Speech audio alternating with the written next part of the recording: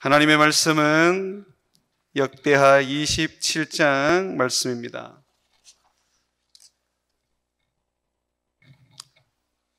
역대하 27장 1절에서 2절까지의 말씀입니다. 구약 성경 692면입니다. 구약 성경 692면 1절에서 2절까지의 말씀입니다. 우리 한 목소리로 같이 읽겠습니다. 요담이 왕위에 오를 때에 나이가 25세라 예루살렘에서 16년 동안 다스리니라. 그의 어머니 이름은 여루사요 사독의 딸이더라. 요담이 그의 아버지 우시야의 모든 행위대로 여호와 보시기에 정직하게 행하였으나 여호와의 성전에는 들어가지 아니하였고 백성은 여전히 부패하였더라. 아멘.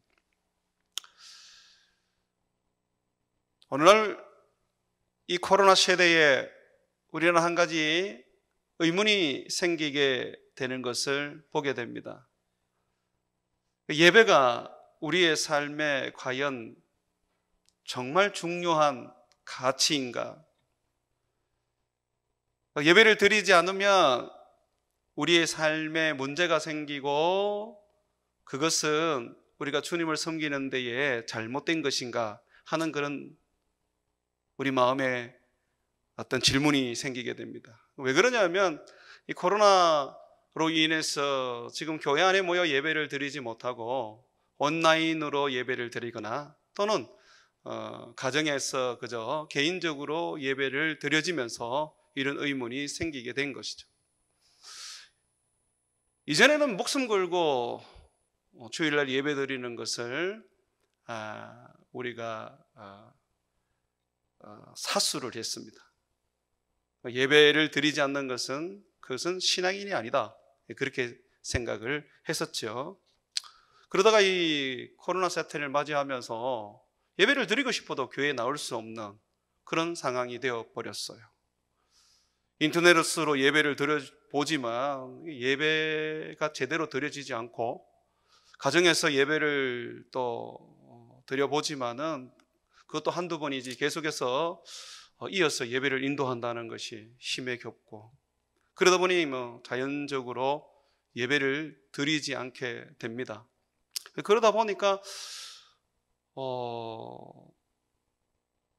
이 예배에 대해서 소홀해지게 되고 꼭 예배를 드려야 되는가, 예배에 목숨을 걸어야 하는가라는 의문이 생기게 되죠. 예배 드리지 않아도 여전히 예수님은 내 안에 계시고 나는 예수님 말씀대로 살고 있는데 굳이 애써서 힘써서 목숨 걸고 예배 드려야 되냐라는 것이죠. 여러분의 생각은 어떠세요? 지금 적지 않는 그런 우리 안에 혼란이 있습니다. 이 예배에 대해서. 오늘 요담이라는 이 사람을 여러분 좀 주목해 볼 필요가 있습니다. 이 요담 왕은요, 예배가 없는 왕이었습니다. 그런데도 불구하고 하나님은 그의 나라를 번영하게 해주셨고 그의 군대를 강대하게 만들어서 하나님의 축복과 하나님의 형통함으로 살았던 왕이었습니다. 예배가 없는데도 말입니다. 2절에 보시면 요담이 그의 아버지 우시야의 모든 행위대로 여호와 보시기에 정직하게 행하였다라고 말합니다.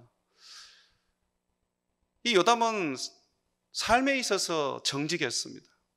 하나님 앞에 정직한 삶을 살았습니다. 우상을 숭배하지 않았고 뇌물을 받지 않았고 백성들을 하나님의 말씀대로 다스렸던 사람입니다. 6절에 한번 보셔도 요담에 대해서 동일한 이야기가 또 나옵니다. 요담이 그의 하나님 앞에서 바른 길을 걸었으므로 점점 강하여졌더라.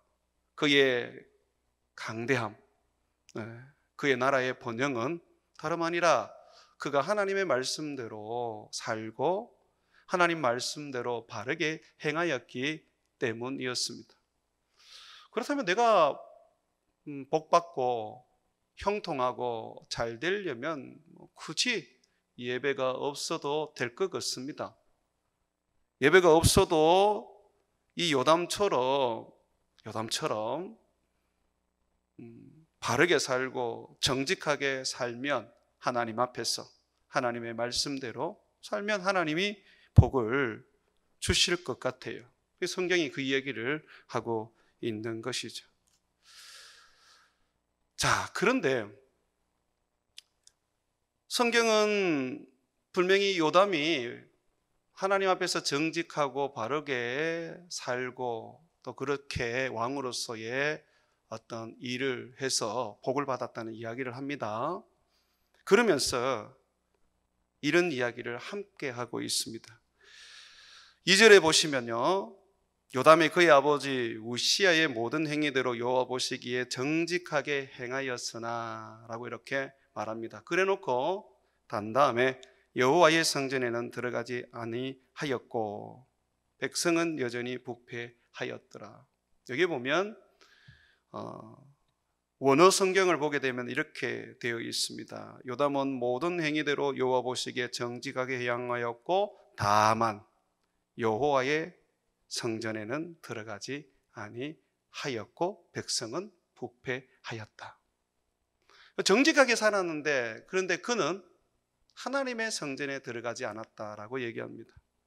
예배하지 않았다는 것입니다. 기도하지 않았다는 것입니다. 소위 말해서 꼭 교회 가야지 예수 믿는 사람이라고 그렇게 말할 수 있느냐? 내가 교회 안 나가더라도 바르게 살고 정직하게 살면 되잖아. 내가 하나님의 말씀대로 살면 되지. 꼭 교회 나가서 내가 예배 드리고 기도해야 될 이유가 있느냐? 라는 부분들을 지금 우리로 하여금 이 답을 주기 위해서 이 말씀이 쓰여진 것 같아요. 성경은 물론 요담이 정직하고 바르게 삶으로 그의 나라가 번성하였고 강대했지만, 그러나 그는 어떤 삶을 살았는지, 그 영혼은 어떠했는지를 이야기하지 않습니다. 다만 결과를 말하는데 거기에 보시면 뭐라고 결과가 나오냐면 백성은 여전히 부패하였다라고 말합니다. 예배 없는 왕, 그는 윤리적이고 도덕적인 삶, 율법적이고 거룩한 삶을, 율법에 있어서 거룩한 삶을 살아서 하나님의 복을 받았을지 몰라도 그의 백성들은 처참했습니다. 왕은 하나님의 그 말씀 앞에서 살았는지 모르겠는데 백성들은 하나님을 떠나게 되었고 그 백성들은 사악했습니다. 여기 부패라는 말을 다른 말로 하면 사악하다는 것이죠.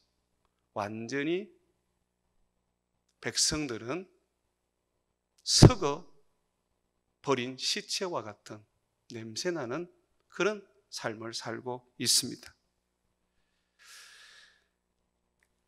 예배가 없게 되면 일어나는 현상입니다. 여러분들은 예배가 없는 삶을 통해서 바르게 정직하게 삶으로 하나님의 어떤 복을 받을 줄 모르지만, 그러나 여러분들의 가족들과 여러분의 자녀들과 여러분들의 주위의 사람들은 부패하여집니다. 왕이 예배가 없는데 백성들이 예배를 드리겠습니까? 왕이 예배가 없는데 백성들이 왕의 삶을 보고 따르겠습니까? 요담은 비록 정직하고 바르게 살았습니다. 그러나 그의 삶에 예배가 없었기 때문에 그는 참으로 영적으로 고독했을 것입니다. 예배라는 것은 하나님을 만나는 것입니다. 예배는 하나님을 찾아 그를 영화롭게 하는 것입니다. 예배는 하나님을 가까이 하는 것이죠. 이 요담은 성전 안에 들어가지를 않았습니다. 하나님을 가까이 하지 않았어요. 예배하지 않았어요. 그러니 그는 과와 같이 영적으로 버려진 상태였습니다. 참 많이 고독했을 거예요. 영적으로. 왕으로서 어떤 세상적인 어떤 그런 것을 가지고 어떤 유흥을 즐기면서 그 외로움을 달랠 수는 있을지 모르지만, 그러나 그 영은 굉장히 공고했을 거라는 것이죠. 공허해 있었을 것입니다. 영적으로 힘에 겨운 삶을 그는 나날이 살았을 거예요. 예배 없는 인생, 그 예배 없는 인생, 기도 없는 인생, 하나님을 찾지 않는 인생, 그것이 비록 거룩하고 율법적으로 말입니다, 바르고 정직하게 살아가는 삶이라 할지라도 그 삶은 자기에게는 무서운 영적 외로움과 공허함과 그리고 힘겨움을 안겨다 주게 되어 있습니다. 예배는 우리의 특권이며 영광이며 축복입니다. 특별히 성전에서의 예배는 하나님의 그 영광을 체험하는 은혜의 자리입니다. 땅을 밟고 살지만 땅 아래에서 하나님의 보좌를 체험하는 영광의 자리란 말이죠. 솔로몬이 성전을 지어놓고 거기서 기도할 때, 예배할 때 하나님이 영광 중에 임하셨습니다. 그 영광이 얼마나 크고 놀라웠는지 거기에 있는 모든 사람은 그 영광으로 말미암아 하늘의 은혜를 맛볼 수 있었습니다. 하나님을 가까이 한다는 것은 결국 하나님의 은혜를 누린다는 것입니다. 은혜를 받는다는 것이에요. 예배라는 것은 하나님의 은혜를 누리고 맛보는 시간이에요. 바르게 살고 정직하게 살고 착하게 사는 것은 어떻게 보면 내게 있는 힘을 이렇게 써야 합니다. 바르게 살려면 힘써야 돼요. 정직하게 살려면 애쓰고 노력해야 돼요. 그게 에너지가 빠져나가요. 근데 예배는요, 그 반대입니다. 하늘의 신령한 은혜를 우리에게 공급해 줍니다. 그래서 예배 앞에 나가는 자들은 하나님의 그 은혜를 누리고 하나님의 그 영광을 보며 하나님의 그 축복을 가지게 되는 것이죠. 예배하는 사람들은 하나님이 동행하셨습니다. 창세기에 보면요, 아담의 자녀들이 등장하지 않습니까? 첫 자녀가 이제 가인과 아벨이단 말이죠. 이 가인과 아벨이 이렇게 등장을 하는데, 이 가인과 아벨이 다른 모든 어떤 삶에 대해서는 성경이 말 안 하고 딱 하나 이야기를 합니다. 그게 뭐냐면 예배입니다. 하나님께서는 그 예배를 가지고 가인과 아벨을 이야기해 주십니다. 아벨이 하나님 앞에 축복을 받고 하나님이 그와 동행하며 그의 예배를 받으셨던 그것은 참으로 가인에게 무척 시기가 되었고 아벨을 죽이고 살해하게 되는 또한 이유가 되었었죠. 하나님이 제일 기뻐하는 것은 예배입니다. 이사야서 43장 21절에 보게 되면 이 백성을 내가 나를 위하여 지었나니 나를 찬송하게 하려 함이라. 하나님은 우리를 지으셨는데 왜 지었느냐면 우리가 하나님을 찬송하게 하려고, 예배하게 하려고 우리를 지으셨다고 그렇게 말씀하고 있습니다. 아브라함이 하나님을 만났을 때 그는 하나님 앞에 예배자로 바뀌어졌습니다. 갈대아 우르에서 살던 아브라함이 가나안 땅으로 이주를 해서 그가 거기서 살면서 가장 먼저 한 것이 예배입니다. 가는 곳마다 하나님을 찾았습니다. 하나님 앞에 예배를 드렸습니다. 그런 아브라함을 하나님이 늘 가까이 하셨고 그를 친구, 벗이라고 일컬어 주셨습니다. 하나님을 만난 자들은 누구나 다 압니다. 예배가 우리의 삶의 가장 우선이라는 거예요. 착하게 살면 되지, 바르게 살면 되지, 꼭 교회 가서 예배 드리고 꼭 내가 기도할 필요가 있나? 예배 드리는 사람이, 기도하는 사람이 내가 보니까 더 말썽을 많이 일으키더라. 나는 말썽 일으키지 않고 예배 드리고 기도하는 것보다 말썽 일으키지 않고 내가 착하고 바르게 살면 도리어 그것이 더 하나님께 영광이 되지 않겠어? 이렇게 오늘날 얘기한단 말이죠. 근데 그 부분에 대해서 주님께서는 그게 아니라고 얘기하셔요. 우리는 하나님께 복받는 길이 많습니다. 기도를 통해서도 하나님께 복을 받고요. 바르고 정직하게 살아서 복을 받고요. 또 하나님께서 명령하는 어떤 일을 순종함으로써 복을 받기도 하지요. 복은 다양한 통로로 우리에게 주어집니다. 복만 받으면 되지 뭐 어떻게 살든 간에 그게 하나님께서 우리와 함께 하는 거 아니야? 라고 말씀하시면 안 됩니다. 하나님께서는 우리에게 복을 주시려고 우리를 자기의 자녀로 삼으신 게 아닙니다. 복 받는 것이 신앙의 본질이 아닙니다. 신앙의 본질은 예배입니다. 거룩하게 살고 정직하게 사는 것은 주의 백성으로서 마땅한 삶입니다.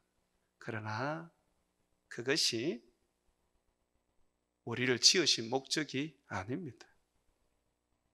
우리 하나님을 찬양하고 우리 하나님을 예배하기 위하여 우리를 지으셨습니다. 그래서 예수님께서는요, 예배하는 자를 하나님이 찾으신다고 우리에게 말씀해 주셨습니다. 여러분 한번 생각해 보십시오. 예수님께서 하루는 점심도 거르고 급하게 걸으셔서 이 사마리아에 있는 우물가에 도착하셨습니다. 그리고 거기서 누군가를 기다렸는데 나중에 보니까 한 여인을 기다리셨어요. 근데 그 여인은요, 사마리아 여인에다가 소위 말해서 창녀와 같은 여인이었습니다. 이 남편이 6이나 있었어요. 중동 같은 경우에는 정오쯤 되면 이 집에서 쉬면서 이 무더위를 피하게 됩니다. 그런데 이 여인은 그 시간에 우물가에 물을 기르러 갔습니다. 아마 동네 사람들 보기에 부끄러운 삶을 살고 있기 때문에 사람들을 피해서 우물가로 가게 된 거죠. 그런데 예수님이 그 여인을 찾아가셨습니다. 그 여인이 예수님께 온 게 아니라 예수님이 찾아가셨어요. 하나님은 이렇게 우리를 찾아가시는 분입니다. 찾아오시는 분이시죠. 우리가 자꾸 하나님을 찾는다 그러는데, 근데 하나님은 네가 나를 찾기 전에 내가 먼저 너를 찾았다라고 말씀하십니다. 우리가 하나님을 찾는다고 새벽 기도에도 나오고 또는 주일 예배도 나오고 금요 기도에 나와서 하나님을 찾는다고 이렇게 찬양하고 기도하는데요, 이미 하나님은 여러분에게 문을 두드리고 여러분 마음의 문을 두드리고 계시는 중입니다. 여러분들이 그걸 몰랐어, 주님을 영접하지 않았어, 주님이 여러분 안에 없는 것처럼 느끼기 때문에 그렇죠. 주님은 항상 여러분을 찾아가십니다. 이 사마리아 여인을 볼 때에 제자들은 아마 이해를 못했을 거예요. 저렇게 창녀와 같은 여인을 왜 주님은 저렇게 애타게 찾아가셨을까? 그 여인을 예수님이 만나서 그 여인에게 예수님은 복음을 전하십니다. 영원히 목마르지 않는 생수 예수 그리스도에 대한 이야기를 해주십니다. 그러면서 그 여인은 예수님이 선지자구나 하는 생각을 하게 됩니다. 그래서 질문을 던지죠. 예수님, 당신이 선지자니까 내 마음속에 한 가지 가장 궁금하고 늘 내 마음속에 두고 있는 어떤 그런 지식에 대한 갈망이 있습니다. 제가 물어볼 테니 답을 좀 해주십시오. 예배에 대한 겁니다. 예배를 어디에다가 드려야 되죠? 예루살렘에서 예배를 드려야 됩니까? 아니면 우리 조상들이 예배하고 있는 이 사마리아 산에서 예배를 드려야 됩니까? 유대인들은 예루살렘 성전에서 예배를 드려야 된다고 그러고 우리 조상들은 이 사마리아 산에서 예배를 드려야 된다는데 어떤 게 맞습니까? 저는 예배에 대한 목마름이 있습니다. 참 아이러니하게도 이 여인은 살아가는 행실은 정말 너무너무 악하고 추악합니다. 남편이 6이나 있었던 그런 창녀입니다. 그런데 이 여인의 마음속에 예배에 대한 갈망이 있었어요. 하나님을 찾는 그 예배가 있었어요. 예수님께서 그 여인에게 답변을 해주시죠. 자, 이제는 이 사마리아 산에도 예배하지 말고 예루살렘 성전에서도 예배하지 말고 이제는 아버지께 예배할 때가 왔다.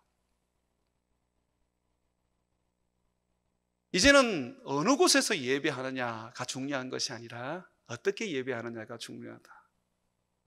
하나님은 영과 진리로 예배하는 자를 찾으신단다. 어느 장소에서 예배하느냐 그게 아니래요. 예수님이 하시는 말씀이 예배를 어떻게 드리느냐가 중요하대요. 영, 성령입니다. 진리, 예수 그리스도입니다. 성령으로 충만함을 입어 그 성령의 인도함을 받아서 예배하고 예수 그리스도 그분을 부여잡고 그분을 힘입어 그분의 이름으로 그분의 능력으로 그분의 보혈로 하나님 앞에 나가 예배하는 것을 하나님이 원하신다라고 말하고 있습니다. 예수님께서 사마리아 여인을 찾아가신 것은 저는 확신합니다. 그 여인이 예배에 대한 누구보다도 뜨거운 열망을 가지고 있었기 때문에 그렇습니다. 예수님께서 말씀하신 것처럼 예배하는 자를 예수님이 찾으시거든요.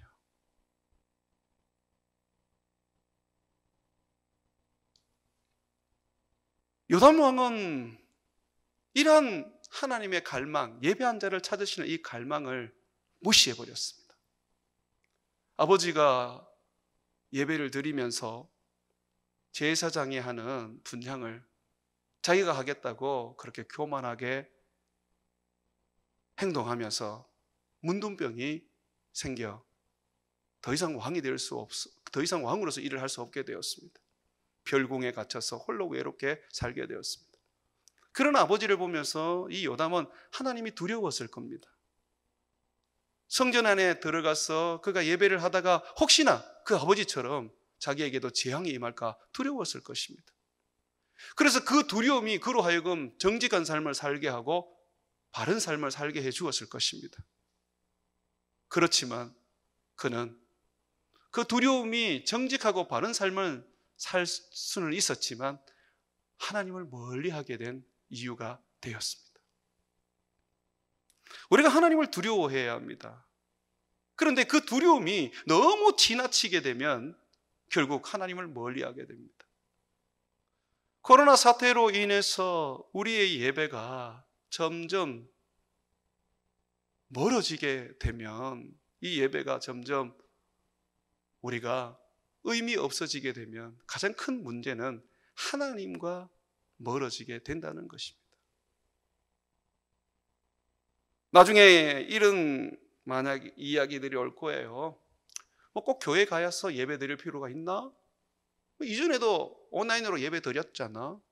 못 가면 집에서 그냥 찬송 한 장 부르고 성경 한 구절 읽고 그렇게 기도하고 예배 드렸잖아. 그러면 되지. 꼭 그렇게 할 필요가 있나? 아무리 이 앞으로 여러분의 자녀들이 그렇게 얘기할 거예요. 예전에는 인터넷으로 다 예배 드렸는데 왜 그러냐고. 여러분, 차이가 납니다. 어떤 차이가 날까요?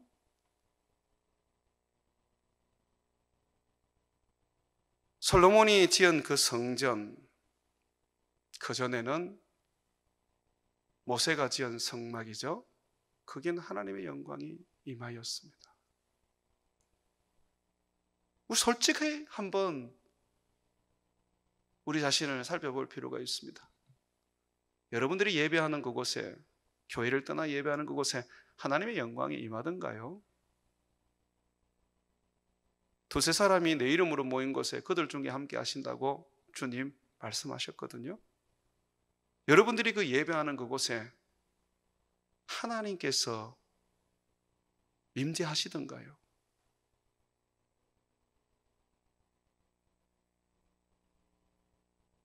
두세 사람이 내 이름으로 모인 그곳은 교회입니다. 가정이 교회가 될 수 있습니다. 그러나 우리가 함께 모이는 이 베들로 교회와 가정교회는 차이가 있습니다. 에베소서 4장에 보게 되면 주님이 교회에 직분을 주십니다.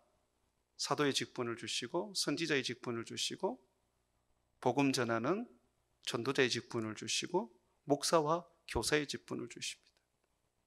예루살렘 교회는 집사를 뽑아서 또한 봉사하는 일을 하게 했습니다. 이런 직분을 통해서 하나님이 어떻게 하십니까? 그들을 통하여 하나님의 은혜와 기름 부으심을 주십니다. 여러분, 빌립이 사마리아 지역에 가서 전도를 했는데 거기서 많은 이적과 그리고 표적을 빌립이 행했잖아요. 그런데 그 사마리아 사람들이요, 예수님을 믿었지 않습니까? 그런데도 불구하고 성령을 못 받았어요. 빌립의 손에는 이적과 기적이 있잖아요. 분명히 이적과 기적이 나타났다는 것은 성령이 빌립과 함께 하고 있다는 것인데 왜 성령을 못 받았습니까?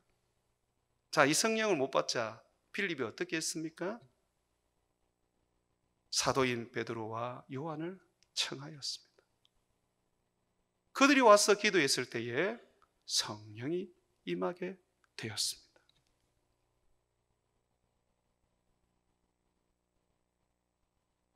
고넬료 가정은 어떻습니까? 그 고넬료 가정이 있었던 곳은 가이사라라는 지역입니다. 거기에도 빌립이 있었습니다. 전도자. 그런데 주의 천사가 이 고넬료에게 베드로를 찾아가서 청하라고 말합니다. 베드로가 와서 말씀을 전하는 중에 그 고넬료 가정에 성령이 임하였어요. 제가 지금 말하는 것은 어떤 교회의 목사가 특별하다고 말하는 게 아닙니다. 교회에 주신 하나님의 직분에 대한 이야기를 합니다. 목사가 문제도 많이 일으키고 어떻게 보면 목사 같지 않은 목사가 우리 중에 있을 수 있습니다. 그런데 하나님이 그를 세우셨다면 그를 통해서 하나님은 은혜를 공급하시고 능력을 부으십니다. 그 성경에 보면 대표적으로 엘리 제사장이 그렇지 않습니까? 엘리 제사장이 얼마나 불의한 제사장입니까? 그럼에도 불구하고 한나가 자식이 없어서 고통스럽게 기도할 때 이 엘리 제사장이 하나님이 네 기도를 들어주실 것이다. 평안히 가라. 걱정하지 마라. 그렇게 축복했을 때 어떻게 되었어요? 그대로 되었지 않습니까? 불의한 재판관, 이 제사장인데 어떻게 그런 일이 일어날 수 있을까요? 하나님이 세운 사람은 하나님이 책임지십니다. 공부 많이 해야지 하나님께서 그 사람을 쓰시고 어떤 뭔가 남들과 다른 어떤 특별한 재능이 있어야지 하나님이 그 사람을 쓰는 게 아닙니다. 무식한 자도 하나님은 성령을 부어 지혜롭게 하시고, 재능이 없는 자도 하나님은 성령을 부어 재능이 넘치게 하십니다. 재능보다 더 뛰어난 은사를 주시기 때문에 그렇죠. 교회는 이렇게 하나님의 직분을 가진 사람들이 세워집니다. 그래서 그들을 통해서 하나님은 말씀을 전하게 하시고, 그 말씀을 통하여 주님은 자기의 음성을 나타내시고, 주님을 세운 사람들을 통해서 하나님은 은혜를 주시고 하나님은 능력을 베푸십니다. 베드로가 했던 것처럼 말입니다. 가이사랴 교회에, 고넬료 가정에 그렇게 했던 것처럼 말이에요. 그렇기 때문에 집에서 예배 드리는 것과 교회에서 예배 드리는 것은 천지 차이입니다. 집에서 스스로 공부하시는 것과 교회에 와서 하나님이 세우신 사람들을 통하여 그 말씀을 배우는 것은 천지 차이입니다. 교회의 주인은 하나님이시고 교회의 머리는 예수 그리스도이십니다.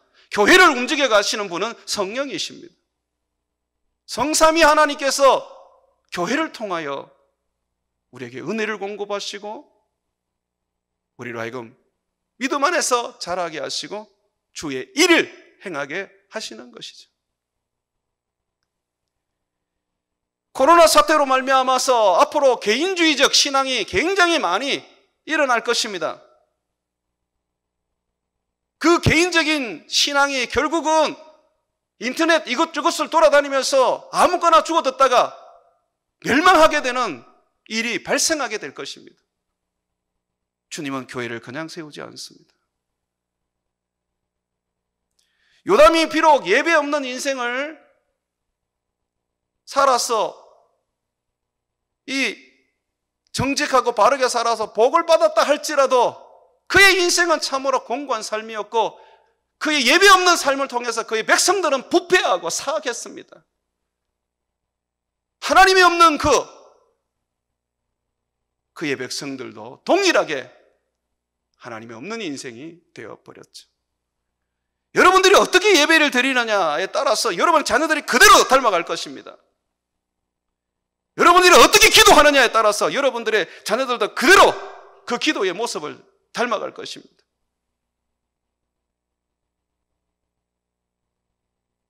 중요한 이야기예요. 하루는 가족이 모여서 식사를 하게 되었습니다. 엄마가 아들한테 야 오늘 네가 한번 기도해라, 식사 기도 한번 해라, 그렇게 얘기를 했어요. 그랬더니 아들이 갑자기 앉아있는 그 의자에서 다리를 이렇게 세우더랍니다. 그러더니 기도를 하더래요. 그 엄마가 야 너 왜 다리를 세워? 엄마가 그렇게 하잖아요. 여러분들 잘 한번 생각해 보십시오. 이렇게 이 여성분들은 그런 분들이 많은데 이 식사할 때 보면 이게 다리 한쪽 이렇게 올려가지고 그렇게 기도하시는 분들, 그러니까 밥 드시는 분들 계시죠. 근데 아들이 그대로 보는 거예요. 그래서 네가 기도하라 그랬더니 다리를 올려서 이렇게 하는 거예요. 여러분이 새벽 기도 안 하시면 아이들은 안 합니다. 여러분 금요 기도에 안 나오시면 아이들은 안 나오죠. 엄마 아빠도 뭐 그렇게 살아도 하나님이 복 주시는데 엄마 아빠가 그렇게 기도하지 않아도 큰 어려움 없이 형통하게 사는데 마치 요담처럼 말입니다. 굳이 내가 그렇게 살 필요가 있겠나 하지 않겠어요? 그런데 하나님은 예배하는 자를 찾으시는데 말입니다.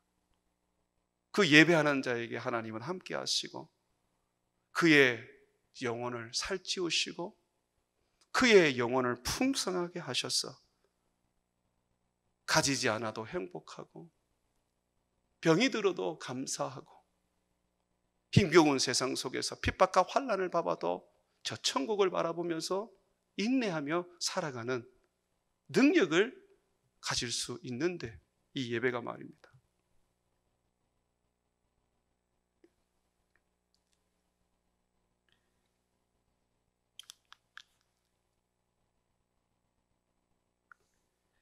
예수님의 삶은 어떤 삶이었을까요? 예수님은 예배자였습니다. 제자들에게 철저하게 예배를 보여주셨어요. 새벽이 되면 일어나서 한적한 들판으로 가셔서 기도하셨습니다.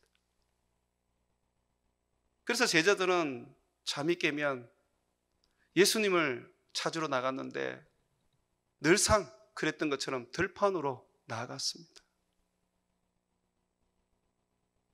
예수님은요, 저녁이 되면 모든 사역을 마치고 홀로 산에 올라가셔서 기도하셨습니다. 그의 사역이 끝날 때쯤 3년 차가 되었을 때 제자들을 함께 산으로 데리고 가셔서 기도하셨죠. 예수님이 십자가에 못 박혀 죽기 전 날에는 예수님이 친히 제자들을 겟세마네 동산에 데리고 가셔서 그가 어떻게 기도하는지 눈에서 보여주셨습니다.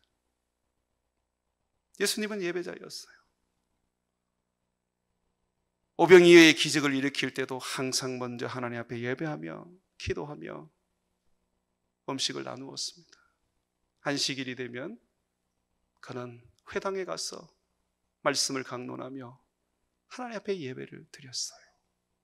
절기가 되면 예수님은 나사렛에서 예루살렘까지 제자들을 데리고 올라가서 예배를 드렸습니다. 회당에 가신 이유가 전도하기 위해서. 절기 때에 예루살렘 성전에 간 것도 전도하기 위해서라고 생각하지 마십시오. 물론 전도하셨습니다. 그러나 예수님은 예배부터 드렸던 예배자였습니다.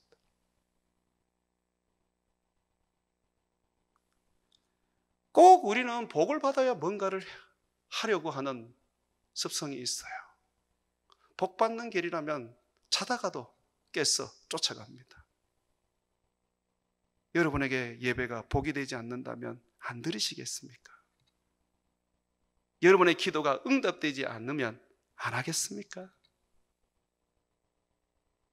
우리의 예배는 하나님을 가까이 하는 것이고 하나님을 만나는 것인데, 집에서 받는 은혜가 있고 교회에서 받는 은혜가 있습니다. 하나님은 집에서 들려주는 그의 말씀이 있고 교회에서 들려주는 그의 말씀이 있습니다.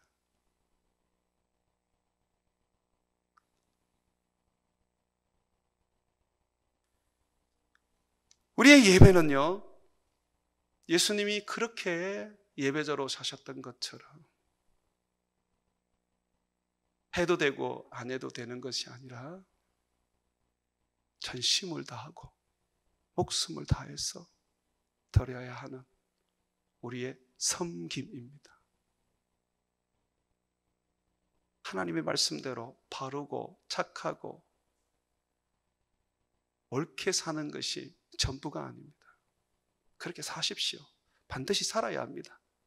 그러나 그보다 더 중요한 것이 내 하나님 앞에 나아가서 내 자신을 하나님 앞에 드러내고 그를 찬양하고 그를 높이고 기도하며 예배하는 것입니다.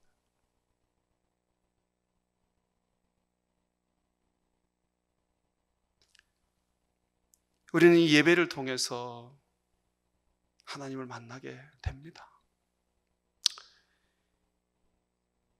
한번 일전에 말씀드렸던 것처럼 MBC 9시 데스크 그 뉴스 앵커로 계시던 그 조정민 목사님, 그분이 예수님을 믿게 된 것은 새벽 기도에서입니다. 아내가 새벽에 새벽 기도를 가는데 그런 아내를 보니까 의심이 생겨요. 저 사람이 어딜 가지? 예배하러 가나? 아니면 은밀하게 누구를 만나러 가나? 한번 가봐야 되겠다. 따라가 보니까 정말 아내가 예배를 드리고 있어요. 그 예배에서 목사님이 설교를 하는데 귀에 소리가 들려요. 좋은 말씀 하시네. 그러면서 이제 불이 꺼지고 성도들이 기도하는데 곳곳에서 방언으로 기도를 해요. 거기가 온누리교회입니다. 하영준 목사님 살아계실 때 교회입니다. 막 들어보니까 막 어디서 이상한 소리를 막 기도를 하는 거예요. 야, 이거 뭐 이게 사교 집단인가 보다. 우리 아내가 지금 뭔가 잘못된 그런 곳에 지금 걸려든가 보다. 내가 한번 추적을 해봐야 되겠다. 이걸 한번 뉴스로, 내가 이걸 다큐멘터리로 한번 제작을 해서 까발려야 되겠다. 그런 어떤 사명감이 생겨서 그 이후로부터 새벽 기도를 나가기 시작했대요. 그래서 새벽 기도를 가서 이렇게 앉아있는데 자기는 예배 드릴 마음이 하나도 없었어요. 이제 이 사교 집단을 이제 취재하기 위해서 간 거예요. 그런데 거기에 앉아있는데 찬송이 드려지는데 갑자기 눈물이 납니다. 왜 눈물이 나는지도 모르는 거죠. 내가 왜 눈물이 나지? 그러면서 말씀을 듣고 그 교회 취재하러 갔다가 예수님을 그의 마음에 영접하기 시작합니다. 그리고 목사가 되었어요. 60의 교회를 개척해서 지금은 아주 영향력 있는 사역을 하게 되었습니다. 예배가 바로 영혼을 살리는 장소입니다. 예수 안 믿는 사람들의 영혼만 살릴까요? 아니요.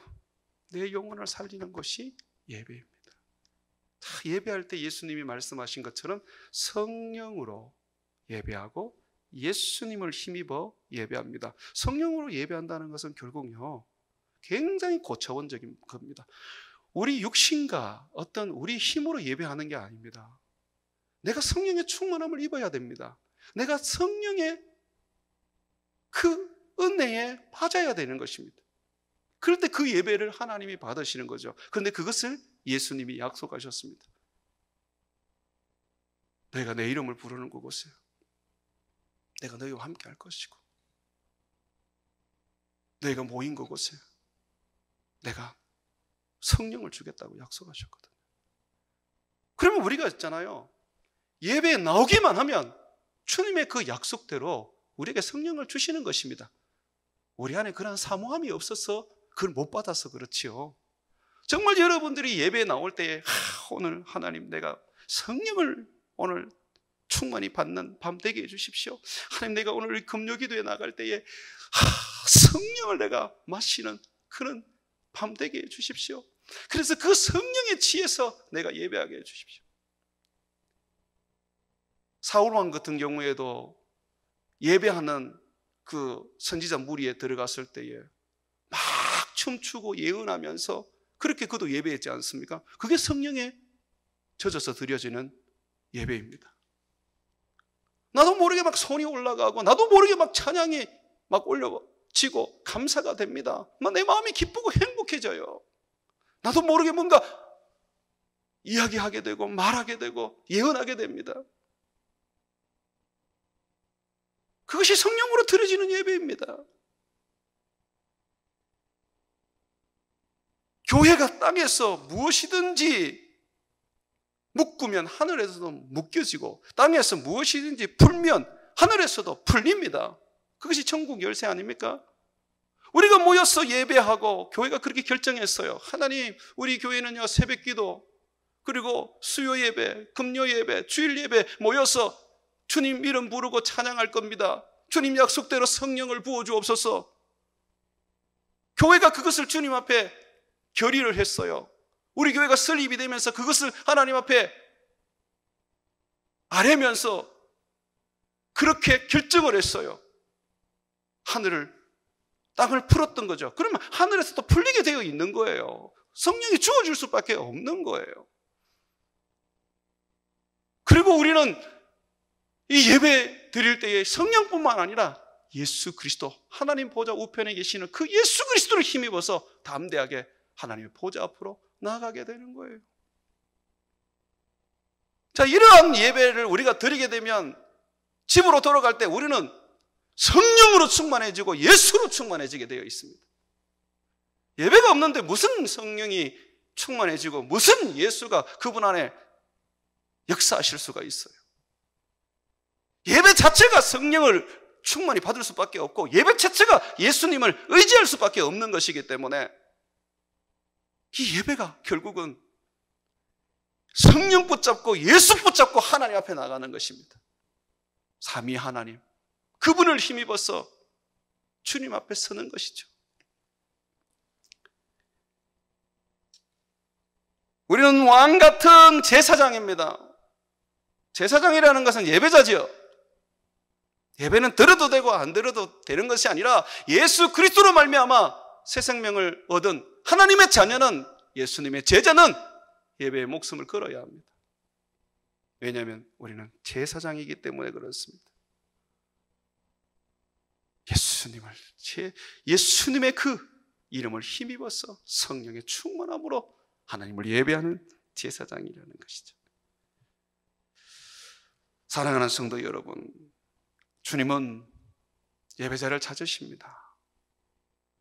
하나님의 은혜는요, 가만히 있어도 부어지기도 합니다만은 내가 그 은혜를 찾고 그 은혜를 갈망을 하면요, 그 은혜가 얼마나 크고 놀라운지 우리가 경험하게 돼요.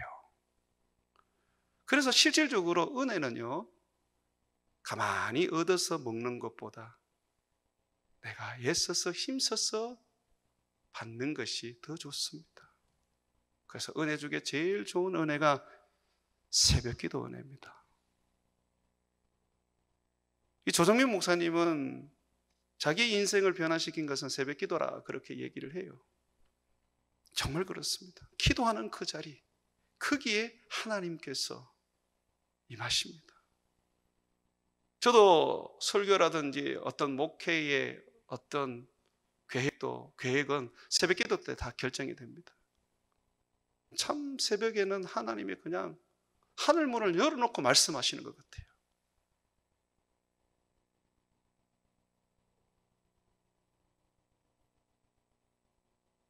새벽기도는 여러분 부모들이 만드셨어요.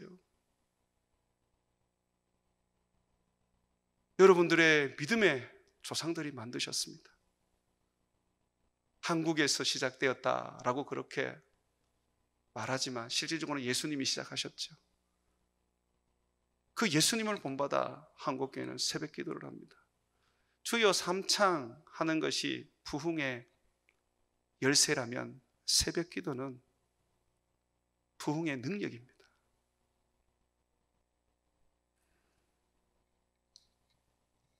하나님이 살아계시는데 왜 자꾸 우리들의 삶의 어려운 문제들, 힘겨운 문제들, 여러 가지 어떤 그런 안 되는 것들을 그냥 손 놓고만 계십니까? 하나님이 능력이신데 그 앞에 나와 예배하고 그 앞에 나와야 성령과 예수로 기도하면 그가 우리를 들어 응답해 주실 텐데 왜 자꾸 손 놓고 있습니까? 우리가 믿는 하나님은 능력이신데도 우리의 삶은 능력 없는 삶을 삽니다.